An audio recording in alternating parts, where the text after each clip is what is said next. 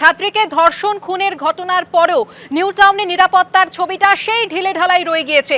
একদিকে যখন বড় রাস্তায় চলছে নাকা চেকিং, তখন অন্যদিকে ঘটনাস্থল পড়ে রয়েছে অন্ধকারে। আর এখানেই প্রশ্ন উঠছে যে ঘটনার দিন রাতে বড় রাস্তায় কি নাকা চেকিং চলছিল? নাকা চেকিং চললে কিভাবে ওই নাবালিকাকে নিয়ে টোটো চালক নির্জন এলাকায় এলো? এই প্রশ্ন উঠছে।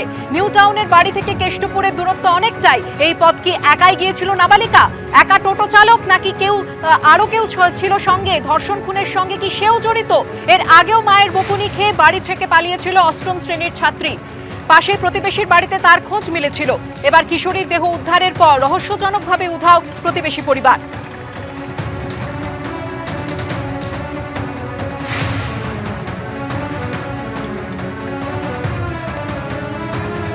নিউ টাউনের লোহা ব্রিজের কাছে এক নাবালিকাকে ধর্ষণ করে খুন করা হয় এবং ঠিক তারপরে দেখা যাচ্ছে যে নিউ টাউনের বিভিন্ন জায়গাতে জোরদার নিরাপত্তা করা হয়েছে।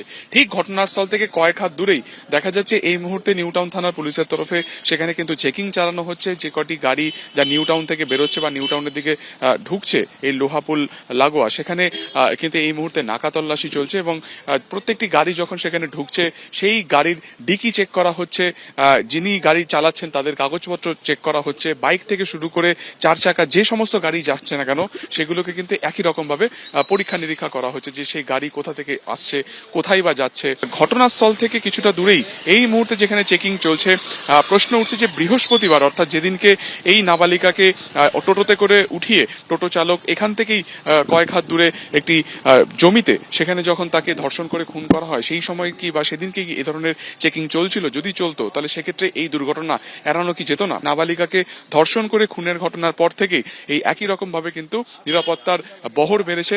এই যে জমি, এই জমি দীর্ঘদিন ধরে পরিত্যক্ত অবস্থাতে রয়েছে। গোটা জমিটার যদি পরিমাপ মাপা যায় তাহলে প্রায় 1.5 একর জুড়ে হচ্ছে এই জমি রয়েছে এবং জমির প্রত্যেকটা জায়গাতে কিন্তু এরকমই লোহার শিকল দেওয়া এবং নিরেট শিকল, যেটা কোনোভাবে ভেদ করে ভেতরে যাওয়া সম্ভব নয়। কিছুদিন আগে এই একটা অংশ এখন এতটা বড় অবস্থায় রয়েছে কিন্তু তখন আরো ছোট অবস্থাতে ছিল। সেখান থেকে এই নাবালিকাকে যদি সে তার নিজের ইচ্ছায় না এখানে ঢোকে তাহলে সে তাকে যখন ঢোকানো হচ্ছিল সে কি তখন চিৎকার চেঁচামেচি করেনি? বা তাকে অত ছোট একটা ফেন্সিং এর জায়গা থেকে কি করে ভেতরে নিয়ে যাওয়া হলো? তাকে কি তাহলে বেহুশ করে নিয়ে যাওয়া হয়েছিল?